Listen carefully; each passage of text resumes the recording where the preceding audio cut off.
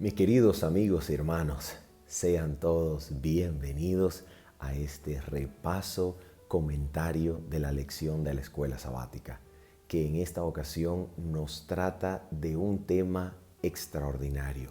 Continuación de la lección de la semana pasada, enfocándose en el entendimiento correcto de la promesa que el Señor otorgó al patriarca Abraham, considerándolo como un mayordomo de la palabra de Dios y del poder vivificador de ésta en beneficio y bendición para todas las familias, para todas las naciones de la tierra.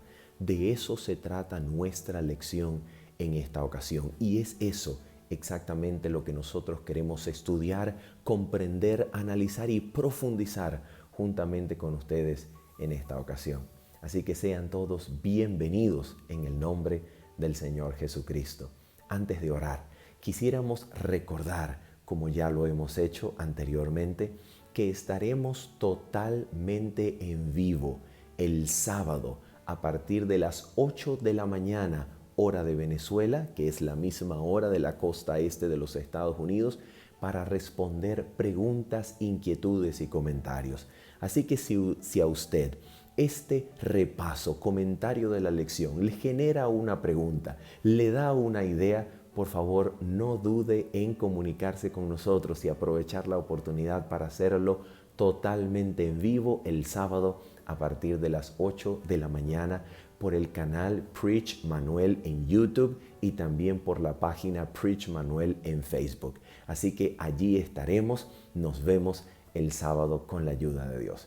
Ahora sí, vamos entonces a orar y de esta manera entramos en nuestro estudio, comentario para esta semana. Oramos juntos. Nuestro Padre Celestial, Santo, bondadoso, glorioso es tu nombre en los cielos y en la tierra. Para ti, Señor, sea la gloria y la honra. Y delante de ti, Señor, en santa audiencia, en el nombre de Cristo, pedimos nos sea concedida, Señor, en esta hora, la promesa de tu Santo Espíritu, para dirigir nuestras mentes al conocimiento de toda verdad y al mismo tiempo, Señor, al contemplar esa verdad en Cristo, seamos nosotros transformados de gloria en gloria a la misma imagen de nuestro Señor Jesucristo por medio de tu Espíritu. Te lo pedimos, Señor, y te lo agradecemos en el nombre precioso de Cristo Jesús. Amén. Muy bien, queremos en esta hora comenzar con una pregunta. Una pregunta que podría bien ser el inicio de cualquier tema y meditación, pero en esta oportunidad es un inicio necesario, es un inicio fundamental. A ver, la pregunta es sencilla. ¿Cuál es el comienzo de todo? ¿Qué es lo que origina todo? Allí en la creación, a donde la Biblia tiene su inicio fundamental. Génesis capítulo 1, versículos 1 al 3, ¿qué es lo que inicia todo? Mira cómo dice la Biblia en los primeros 3 versículos de Génesis. Lo interesante es que estos 3 primeros versículos están ordenados siguiendo una estructura o un modo verbal hebreo en donde los primeros 2 versículos se utilizan como si fuese para describir el escenario, el background, el escenario de trasfondo en donde va a ocurrir la primera acción.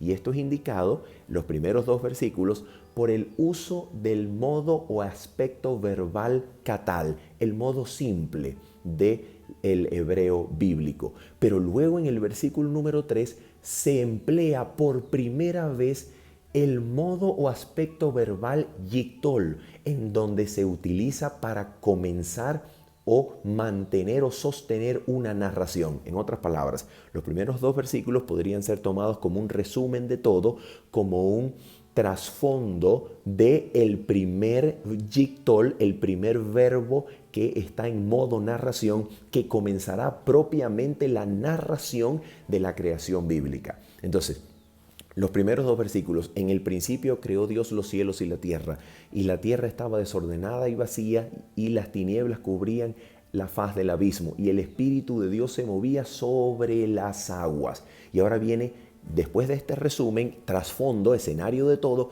viene el primer verbo de narración que implica la primera acción divina en relación con la creación. Y dijo Dios, sea la luz, y fue la luz. Entonces, noten esto, el primer verbo de narración propiamente dicho que inicia la acción divina y la ejecuta en relación con la creación es el verbo que describe que Dios habló. Dios dijo algo, y cuando Dios dijo algo, cuando Dios pronunció algo, aquello, atención, aquello que no tenía nombre y por tanto no existía, al ser nombrado y al otorgársele nombre y al ser pronunciado su nombre por los labios del Creador, la cosa que antes no existía por no tener nombre y no ser nombrada, al ser nombrada por los labios del Creador, comienza a existir y llega a ser. ¿Te das cuenta cómo inicia todo y cómo funciona el relato de la creación?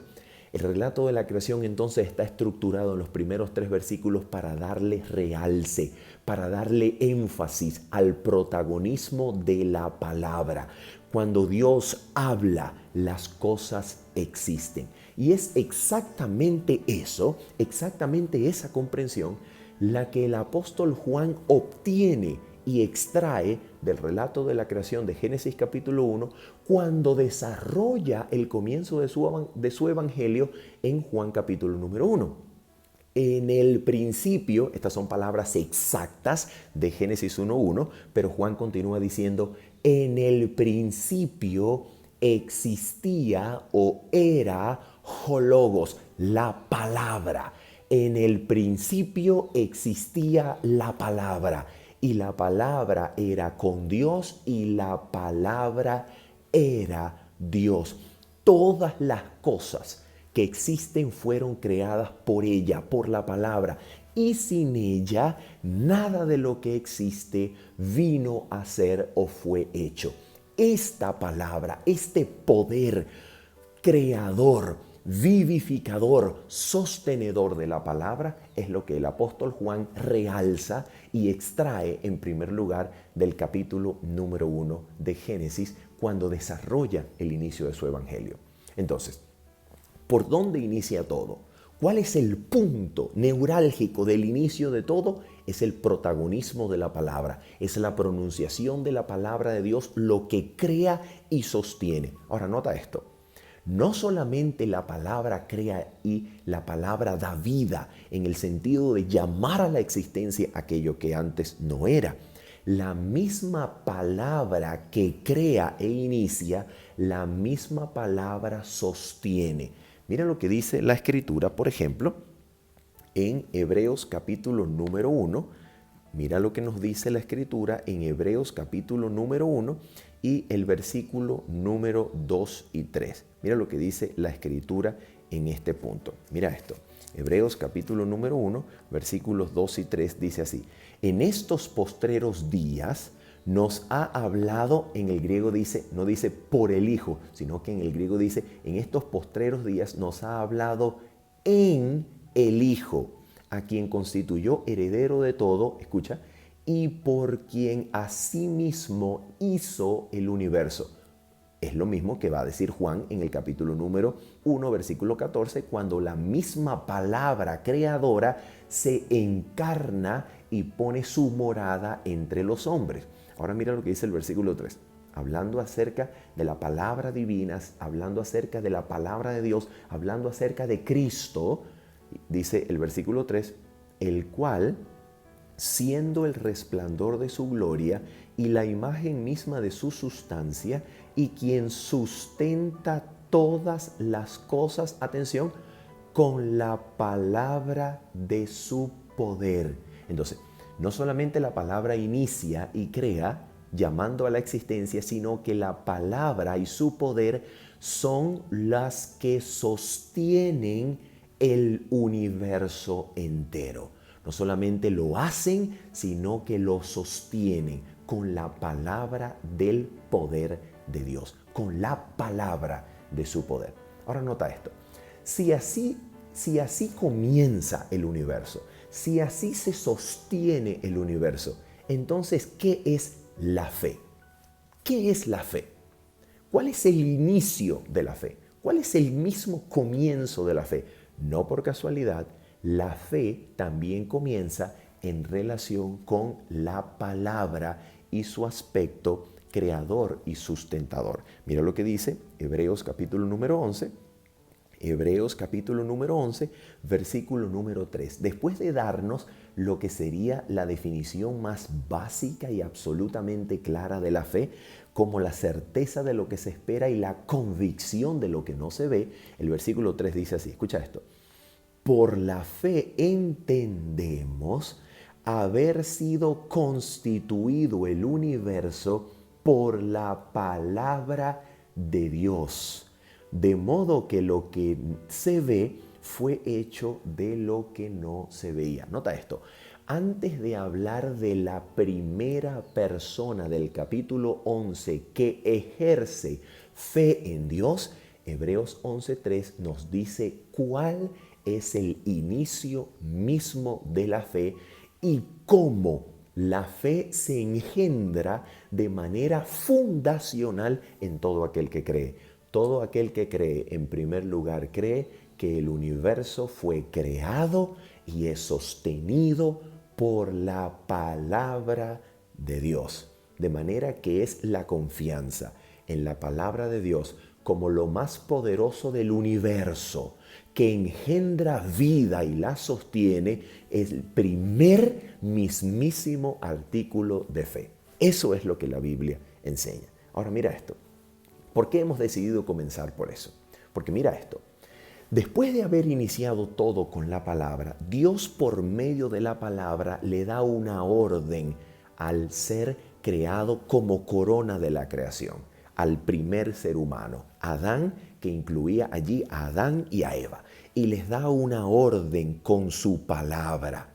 Cuando aparece el enemigo en Génesis capítulo número 3, lo primero que el enemigo va a hacer es a insinuar dudas acerca de la bondad del Creador al haberles dado no solamente la creación, sino al haberles dado palabra para gobernar la conciencia individual del ser creado como gobierna las leyes físicas que rigen el universo. El mismo Creador que propone su palabra como el inicio y sostenimiento de todo, propone su palabra como el agente que gobierne la conciencia individual de los seres creados. Y es exactamente ese punto el que el enemigo de Dios va a debatir cuando se le aparece al hombre y a su mujer. Le va a decir en primer lugar: así que Dios dijo que no comáis de todo árbol del huerto. Nota, está insinuando dudas acerca de la bondad del Creador de haberlos creado, porque les está insinuando dudas acerca de que después de todo aparentemente el Creador no los ha creado para gozo y disfrute, sino para reservarles algo de manera autoritaria, para crearlos a una existencia limitada y gobernada. Y en esa misma insinuación le insinúa dudas acerca del cumplimiento de la palabra del Creador cuando les dice: no moriréis, sino que sabe Dios que el día que comáis de él, mira lo que Dios había dicho, el día que comáis de él ciertamente moriréis. Satanás dice: el día que comáis de él serán abiertos vuestros ojos y seréis como Dios, sabiendo el bien y el mal.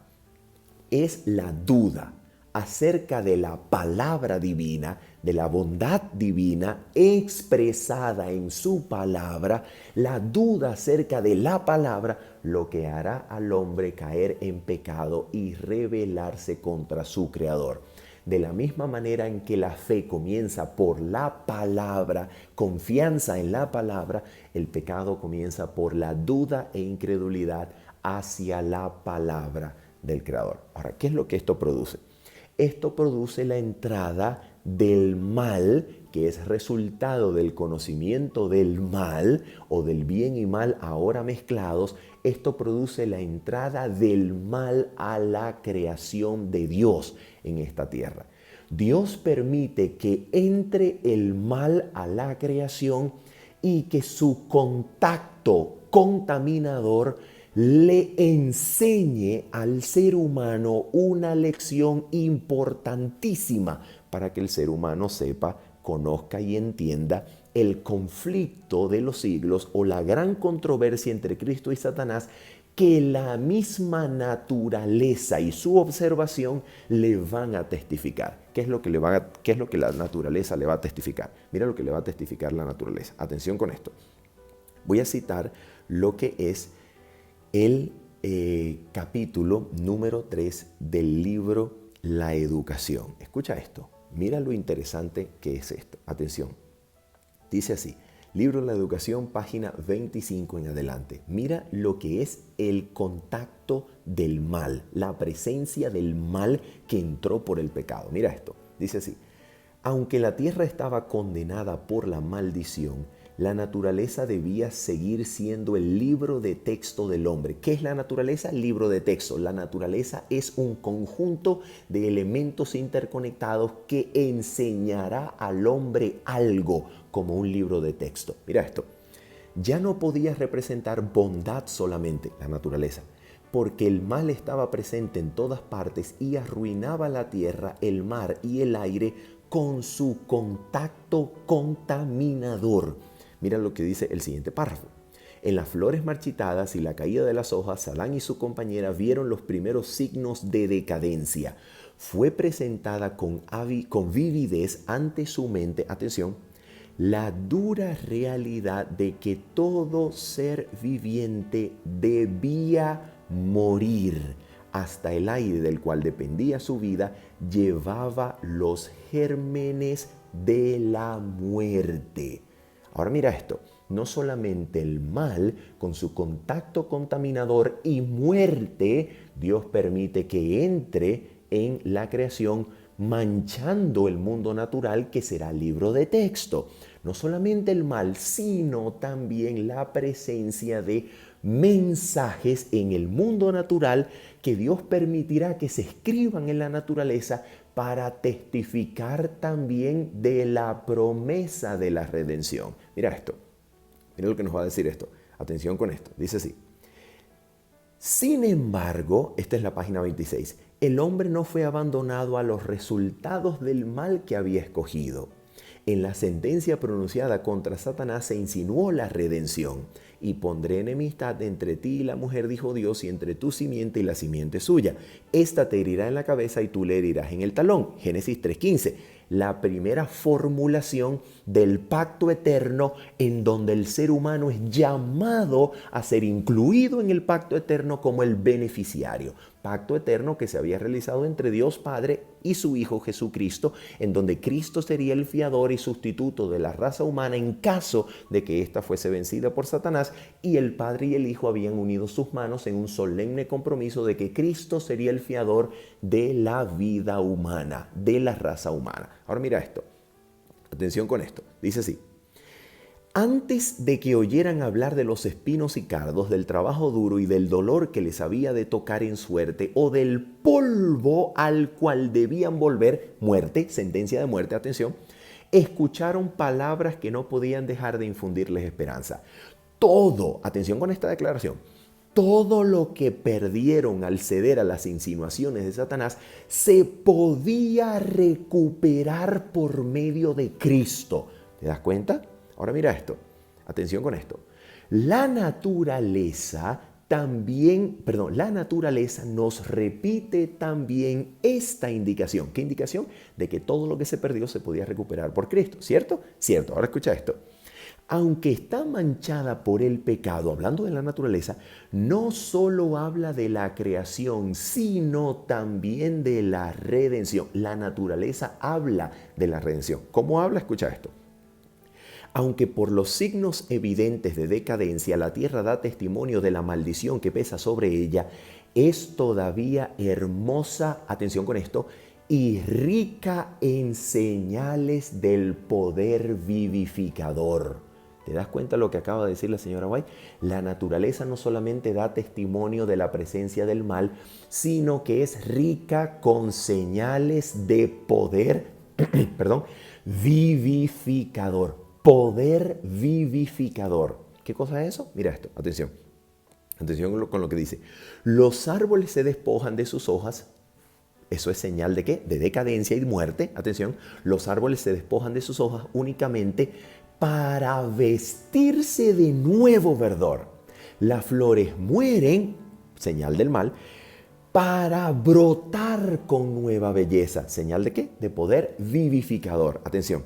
Y en cada manifestación del poder creador se afirma la seguridad de que podemos ser creados de nuevo en justicia y santidad de la verdad. De ese modo, los mismos objetos y las funciones de la naturaleza que tan vívidamente nos recuerdan nuestra gran pérdida, llegan a ser para nosotros mensajeros de esperanza. ¿Por qué? Porque nos enseñan que el ser humano, por medio de esas señales de poder vivificador, el ser humano puede ser creado de nuevo en justicia y santidad de la verdad, por el poder vivificador de la palabra de Dios. Entonces, ¿por qué el mal no fue lo único o no es lo único que existe en la realidad de este mundo creado? ¿Por qué razón el mal no es lo único? ¿Por qué razón el hombre no fue ejecutado y murió con sentencia de muerte el día en que comió del árbol? Porque el día que comáis de él ciertamente moriréis. ¿Por qué razón no fue aniquilado, ejecutado en aquella misma hora? Vamos a leer algunas declaraciones, tanto de la Biblia como del Espíritu de Profecía, que nos dicen por qué no fue aniquilado el ser humano en ese instante, para entonces hacer el vínculo exacto a el llamado de Dios al profeta o patriarca Abraham. Mira lo que dice aquí la señora White. Mejor dicho, vamos a leer en primer lugar la Biblia. Esto es segunda de Timoteo, capítulo número 1, versículos 8 al 10. Mira lo que dice la Escritura. Por tanto, no te avergüences de dar testimonio de nuestro Señor ni de mí, preso suyo, sino participa de las aflicciones por el Evangelio según el poder de Dios, quien nos salvó, atención con el tiempo, está en pasado, quien nos salvó y llamó con llamamiento santo. Alguien podría decir, bueno, está hablando acerca del mismo momento de la cruz, de la manifestación de Cristo. No, mira que retrocede y hasta qué punto retrocede. Mira esto. Quien nos salvó y llamó con llamamiento santo, no conforme a nuestras obras, sino según el propósito suyo. Atención con esto.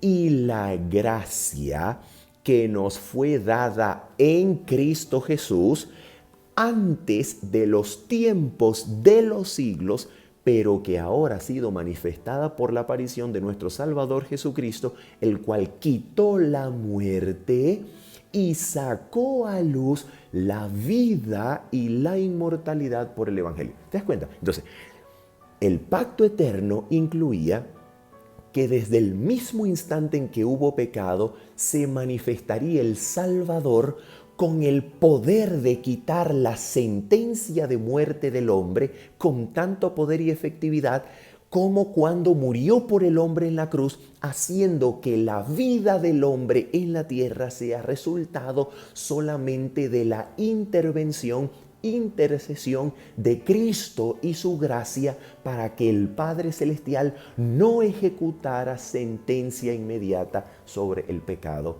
y los transgresores. Mira lo que dice la señora White en la carta 22 del 13 de febrero de 1900. Aparece también en el comentario bíblico comentando Génesis capítulo 3. Dice así: el instante en que el hombre acogió bien las tentaciones de Satanás e hizo las mismas cosas que Dios le había dicho que no hiciera, Cristo, el Hijo de Dios, se colocó entre los vivos y los muertos, diciendo: caiga el castigo sobre mí, estaré en lugar del hombre, él tendrá otra oportunidad. Y ahora mira lo que dice, también en el mismo comentario bíblico adventista, página 1099. Dice así: Dios retuvo por un tiempo la plena ejecución de la sentencia de muerte. El día que de él comiere ciertamente morirá. La detuvo por un tiempo y la detiene hasta ahora. ¿Por qué? Escucha esto. la sentencia de muerte pronunciada sobre el hombre, Satanás se lisonjeaba de que para siempre había roto el vínculo entre el cielo y la tierra, pero en esto estaba grandemente equivocado y quedaría chasqueado. El Padre había puesto el mundo entero en las manos de su Hijo para que lo redimiera de la maldición y la ignominia del fracaso y la caída de Adán. ¿Te das cuenta? Entonces, ¿por qué no muere el hombre en ese mismo instante? Mira lo que dice Fe y Obras, página 19. Dice así: y la razón por la cual el hombre no fue aniquilado fue porque Dios lo amó de tal manera que otorgó el don de su amado Hijo para que Él sufriera la penalidad de la transgresión. Cristo estuvo dispuesto a convertirse en el fiador y sustituto del hombre a fin de que éste, mediante su incomparable gracia, pudiera tener otra oportunidad. Y mira cómo termina el párrafo. Y en cuanto el hombre disfruta las bendiciones de Dios en la dádiva del sol y la dádiva del alimento, debería inclinarse delante del Hacedor en agradecido reconocimiento de que todas las cosas provienen de Él. Entonces mira esto, aquí está el vínculo.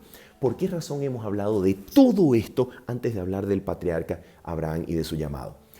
Porque este poder del mal que entra en la creación y comienza a contaminar todo, y este poder del mal que se manifiesta en la muerte y decadencia de todas las cosas, que se manifiesta juntamente y en paralelo con el poder vivificador de Dios, que tanto así como el mal nos da señales de decadencia y de muerte, el poder vivificador presente en el mundo natural nos dará testimonio del poder de Dios para crearnos de nuevo en justicia y santidad. De la misma manera como en la naturaleza está presente ambas cosas, tanto el conocimiento del mal o el resultado del mal, como el conocimiento o resultado del bien y el poder vivificador del cual testifica la presencia del bien. Ahora mira esto. En el mundo humano, en el ámbito humano, sucede exactamente lo mismo. Dios permitió que el conocimiento del mal y el mal contaminara de tal manera el corazón humano, que el corazón humano en ocasión del diluvio había llegado a ser del todo, de continuo hacia el mal. Y entonces Dios decide destruir la tierra, pero preservar un linaje que dé testimonio de que Dios puede crearnos de nuevo en justicia y santidad de la verdad. Y de la misma manera en que luego del diluvio el mal vuelve a lograr pervertir completamente al hombre hasta el punto de que ahora el mal no solamente hacía que cada corazón de cada individuo sobre la tierra tendiese y pensase de continuo el mal, sino que ahora el mal en Génesis 11 hizo que cada individuo de la tierra en mal pudiese ponerse de acuerdo con un solo propósito: organizar una alianza humana universal en rebelión contra el Dios del cielo, cuya sede era Babel, la puerta de los dioses. ¿Te das cuenta? Y en vez de destruir al mundo por medio de un diluvio, Dios, respetando su propia promesa de que iba a perpetuar la familia humana, los tiempos de siembra y de siega, el frío y el calor, el día y la noche, por causa de su pacto eterno, ahora Dios, en vez de destruir, atención, de la misma manera en que el mal en el ámbito humano había unido a todos los hombres en rebelión contra Dios, con su sede en Babel, ahora Dios dará testimonio del poder vivificador para crearnos de nuevo en justicia y santidad, ya no solamente a través del mundo natural, sino que dará testimonio en el ámbito humano, llamando a un hombre y haciendo de ese hombre un pueblo y una descendencia que testificara al mundo entero el poder de la palabra de Dios para crearnos de nuevo en justicia y santidad. Y a ese llamado, a ese hombre que llama, al patriarca Abraham, le dará una descendencia que le entregará como depositaria la palabra o el conocimiento de la palabra de Dios, que es palabra creadora, que es palabra de vida y que puede crearnos de nuevo en justicia y santidad de la verdad. Ahora el poder vivificador será testificado no solamente por la naturaleza, sino por la presencia de un linaje, de un pueblo en la tierra que en su seno experimente el poder de la santidad y de la verdad de la palabra de Dios para crearnos de nuevo a su misma imagen. Eso fue lo que Dios le prometió a Abraham. Eso fue lo que Dios le entregó a Abraham. Y ya lo vamos a descubrir comparando Génesis 15 con Romanos capítulo número 2. Eso fue lo que Dios se propuso con Abraham y con Israel, pueblo descendiente de Abraham. Mira lo que dice la Biblia. Atención, Génesis capítulo 15. Vamos allá. Génesis capítulo número 15. Vamos a ver si lo que Abraham recibe de parte de Dios es precisamente la fe en la palabra del Creador. Génesis capítulo número 15. Génesis capítulo número 15, versículo número 1 hasta el versículo número 6. Vamos a leerlo rápidamente. Después de estas cosas vino la palabra de Jehová a Abraham en visión. ¿Qué cosa es esto? ¿Qué cosa está teniendo protagonismo aquí? Así como en Génesis capítulo 1, versículo 3 está teniendo protagonismo la palabra del Creador. En Génesis capítulo 15, versículo 1, ¿qué es lo que le viene a Abraham en visión? Palabra de Jehová. El protagonismo está en la palabra. Escucha esto. Diciendo, no temas, Abraham, yo soy tu escudo y tu galardón será sobremanera grande. Y respondió Abraham, Señor Jehová, ¿qué me darás? Todavía no tiene fe completa en la palabra. ¿Qué me darás siendo así que ando sin hijo y el mayordomo de mi casa es ese Damaseno Eliezer? Versículo 3, dijo también Abraham, mira que no me has dado prole y he aquí que será mi heredero un esclavo nacido en mi casa. Versículo 4, luego vino a él palabra de Jehová de nuevo, diciendo, no te heredará este, sino un hijo tuyo será el que te heredará. Versículo 5, y lo llevó fuera y le dijo, palabra, mira ahora los cielos y cuenta las estrellas si las puedes contar. Y le dijo, así, le dijo, Amar, Vayomer Elohim, dijo Jehová, dijo, así será tu descendencia. ¿Y qué es lo que Abraham cree? ¿Y en qué deposita su confianza y su fe? ¿En qué? Escucha. Y creyó a Jehová. ¿En qué creyó? En la palabra de Jehová. Abraham está depositando fe en la palabra, está creyendo en la palabra. Y cuando cree en la palabra, escucha esto, y creyó a Jehová y le fue contado por justicia. Interesante, pero interesantísimamente, el Targum, que es la traducción del hebreo al arameo, que era popular y existente en los días de Cristo, el Targum de Jonatán o de Jonatán dice en Génesis 15:6 que Abraham creyó a la palabra de Jehová. Entre paréntesis, en arameo, Abraham creyó a la memra, a la palabra de Jehová y le fue contado por justicia. ¿En qué creyó Abraham? En la palabra de Jehová. Pregunto, ¿por qué esto es importante? Ya vas a ver por qué es importante. Mira esto. Porque la palabra de Dios que inicia la creación y sostiene el universo, la misma palabra formulada para beneficio de un hombre mortal, inicia, o mejor dicho, confirma el pacto eterno en que ese hombre mortal, Abraham, es incluido como beneficiario del pacto eterno y por medio de la palabra ese hombre tendrá una relación con el Creador. Pero esa misma palabra en que Abraham está confiando, esa misma palabra dice que Abraham tendrá una descendencia. Y esa descendencia en el capítulo número 17, esa descendencia tendrá una señal y es la circuncisión. Y esa señal, como el capítulo 16 ya lo venía enseñando y ya lo venía insinuando, cuando el capítulo 16 muestra que Abraham, para intentar traer el cumplimiento de la promesa, se apresura y accede a la petición de Sara, que después de algunos 10 añitos no ha tenido descendencia, insinúa y cae en la petición de Sara de que tenga descendiente por medio de una unión ilícita y no aprobada y sancionada por el Creador con Agar, la sierva.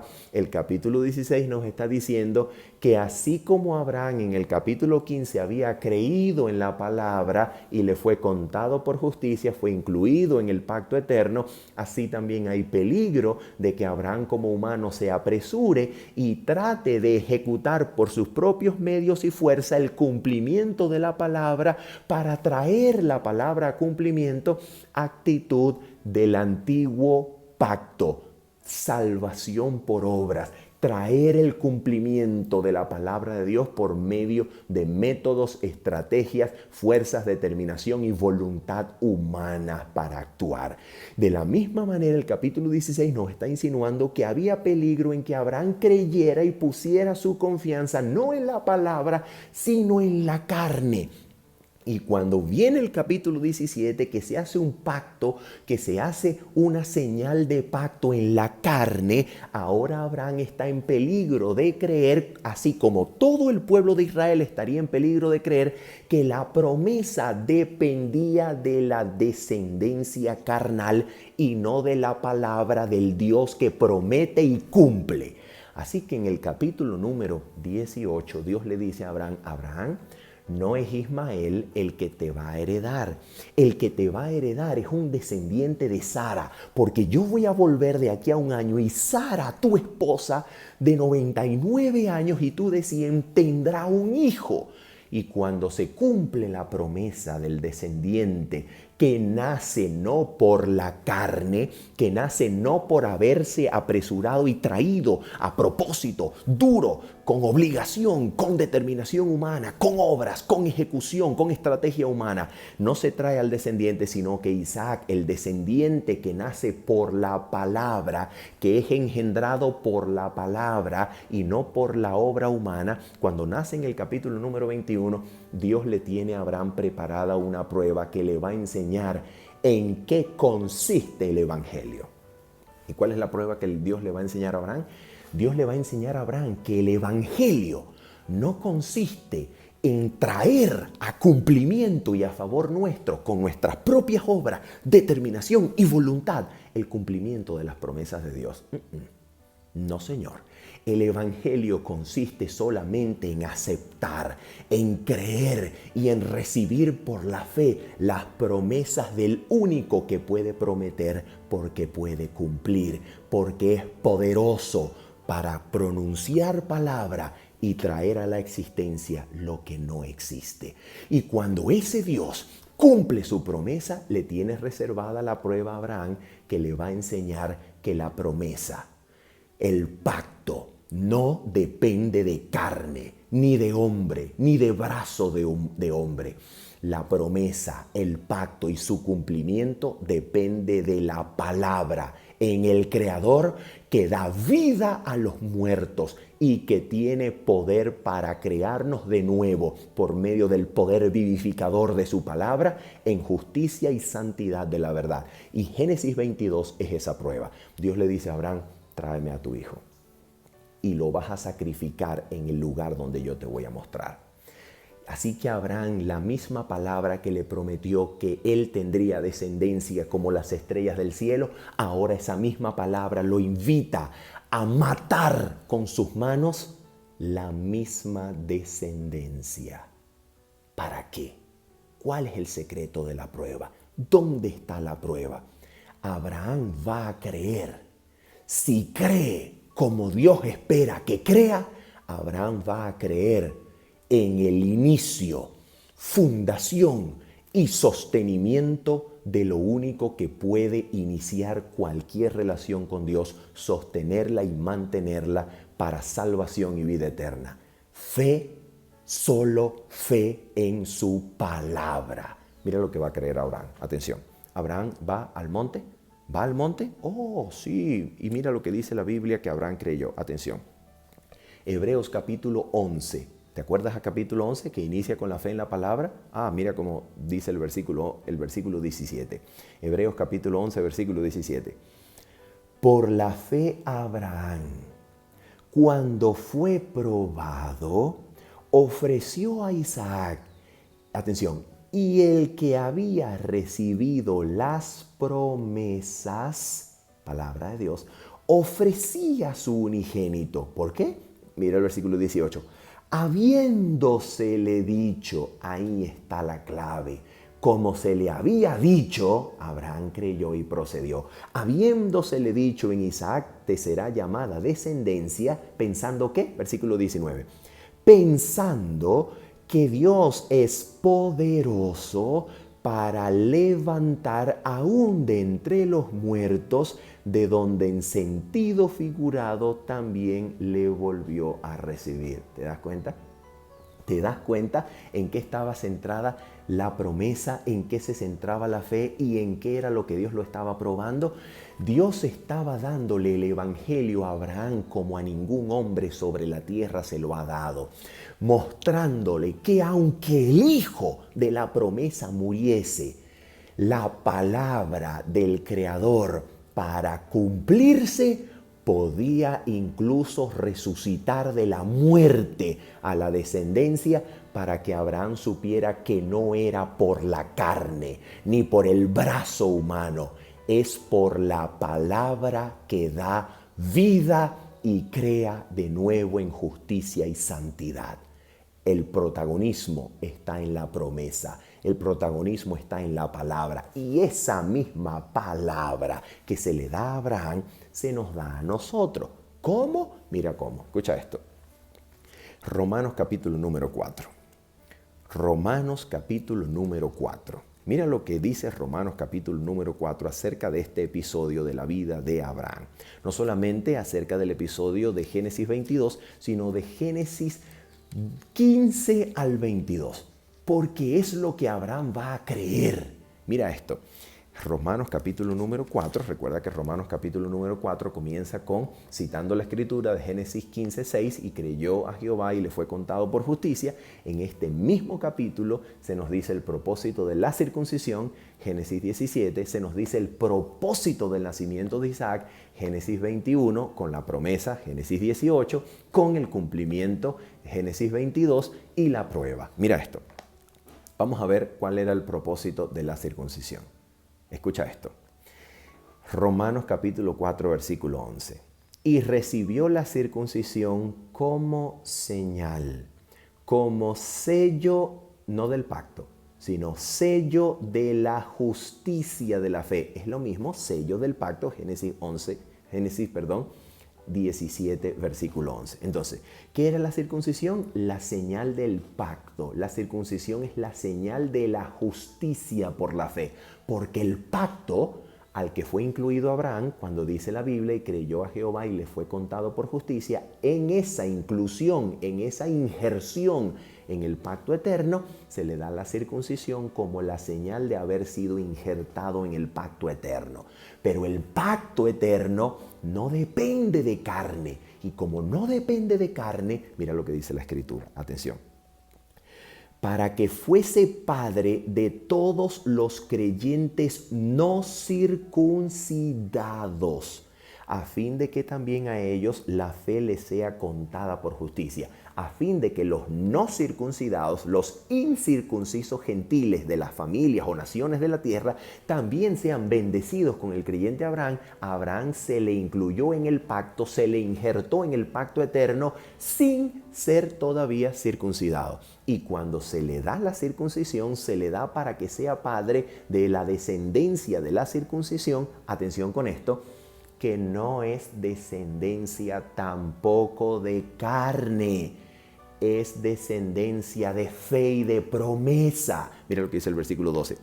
Y padre de la circuncisión para los que no solamente son de la circuncisión, no para los descendientes carnales solamente, sino que también siguen las pisadas de la fe que tuvo nuestro padre Abraham antes de ser circuncidado. Entonces, ¿cuál es la descendencia? ¿Cómo es la descendencia? ¿La descendencia es por medio de qué? ¿Por medio de la carne? ¿Por medio de la circuncisión? No, ya Génesis 16 lo decía, ya Génesis 18 lo decía. No fue Ismael, fue Isaac. ¿Por qué? Porque él era el hijo de la promesa, de la palabra poderosa, vivificadora de Dios que se cumple. Y ahora mira lo que dice aquí. Atención con esto. Vamos a ver lo que sucedió con Abraham. Mira esto. Atención, versículo 18. Él creyó, esto es Génesis 16, esto es Génesis 18, esto es Génesis 21, cumplimiento del nacimiento de Isaac, esto es Génesis 22. Escucha esto. Él creyó en esperanza contra esperanza. ¿Para qué? Para llegar a ser padre de muchas gentes. En ti serán benditas las familias de la tierra. Escucha esto. Conforme a lo que se le había dicho, nuevamente es la palabra que tiene protagonismo. Atención, así será tu descendencia. Escucha, y no se debilitó en la fe al considerar su cuerpo que estaba ya como muerto, siendo de casi 100 años. Aquí dice en el español. En el español dice, o la esterilidad de la matriz de Sara. En el griego no dice eso. En el griego dice, o la muerte de la matriz de Sara. Entonces, Abraham tiene posibilidad y está en peligro de considerar su propio cuerpo y la matriz de Sara como muerte, como muerte. ¿Qué es la muerte? La señal de la decadencia y la mismísima señal de la presencia didáctica del mal que contamina todo para enseñar acerca del conflicto de los siglos entre Cristo y Satanás, para que el ser humano tenga un libro de texto y comprenda en la misma naturaleza la presencia del mal. Pero también Abraham cree en la presencia del bien, en la presencia de aquel mensaje del poder vivificador que está presente en la naturaleza y que ahora Dios se lo está otorgando y se lo está confiando a él. La presencia del poder vivificador en el ámbito humano. Y Abraham está creyendo que ese Dios que le da palabra puede resucitar la matriz de Sara y resucitar su propio cuerpo para tener descendencia en cumplimiento de la palabra del Creador. Mira esto. Versículo 20. Tampoco dudó por incredulidad de la promesa de Dios, sino que se fortaleció en fe, dando gloria a Dios. Versículo 21. Plenamente convencido de que, ¿quién? De que Dios, el Creador, era también poderoso para hacer todo lo que Él había prometido. ¿En dónde está el pacto? ¿En dónde está la fundación del pacto, de la promesa, del cumplimiento de todo? ¿Dónde está todo? ¿Dónde está el protagonismo? En el poder vivificador de la palabra que se le ha confiado al patriarca y que solamente tiene que recibir por fe. No está en la carne, no está en la obra humana, está en el poder vivificador de la palabra que se le ha otorgado en posesión confiada, no para sí mismo, sino para bendecir a las familias o naciones de la tierra. Y mira cómo termina. Por lo cual, versículo 22, también su fe le fue contada por justicia, y no solamente con respecto a él se escribió que le fue contada, sino también con respecto a nosotros. ¿Y ahora en qué tenemos que creer nosotros? ¿En qué tuvo que creer Abraham? En la palabra. ¿Cómo comienza todo? Con la palabra. ¿Cómo comienza la fe? Con la palabra. ¿Cuál era el peligro de Abraham? Creer y confiar en la carne. ¿Qué le dijo Dios? Lo probó y lo llevó hasta el extremo de creer que la palabra que se le había dado era poderosa para levantar de los muertos a Isaac y levantar de la muerte a su cuerpo y levantar de la muerte a la matriz de Sara, para que la fe no esté en la carne, ni en el brazo humano, ni en la obra humana, para que la fe del pacto esté en la palabra. Y ahora mira esto. Sino también con respecto a nosotros. ¿En qué tenemos que creer nosotros? Escucha esto. A quienes ha de ser contada, esto es, ¿a quiénes? A los que creemos en el que levantó de los muertos a Jesús, Señor nuestro, el cual fue entregado por nuestras transgresiones y resucitado para nuestra justificación. ¿En qué tenemos que creer nosotros como Abraham? Nosotros tenemos que creer que el Creador que nos ha dado promesa de salvación es tan poderoso y tan fiel que levantó a Jesucristo de la muerte, entregando su cuerpo para nuestras transgresiones, por nuestras transgresiones, y levantando su cuerpo de la muerte para nuestra justificación. La resurrección de Cristo es la evidencia de que en el ámbito humano opera el poder de la resurrección.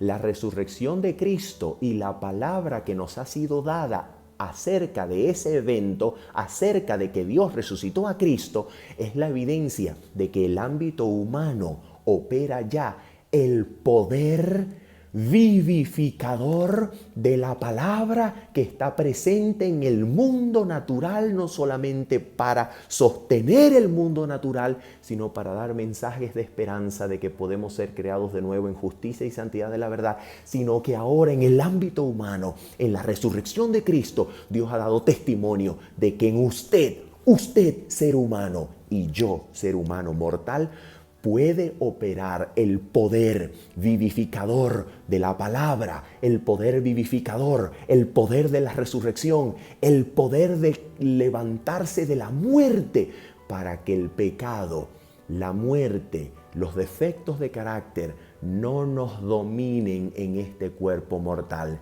sino que este cuerpo mortal puede ser resucitado hoy en el presente para que vivamos no conforme a la carne, sino que vivamos conforme al poder de la resurrección, que vivamos conforme al Espíritu, y al vivir conforme al Espíritu y hacer morir las obras de la carne, viviréis.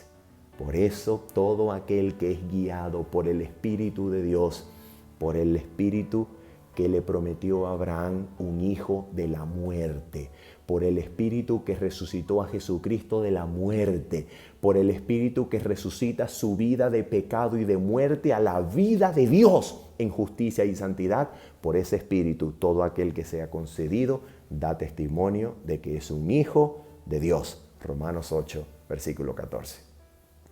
Habiendo dicho esto, y esperando que haya sido para su crecimiento y para su desarrollo en la gracia de Cristo Jesús, se despide de usted en esta ocasión su servidor Manuel Ospino diciéndoles: nos vemos el sábado. Bendiciones.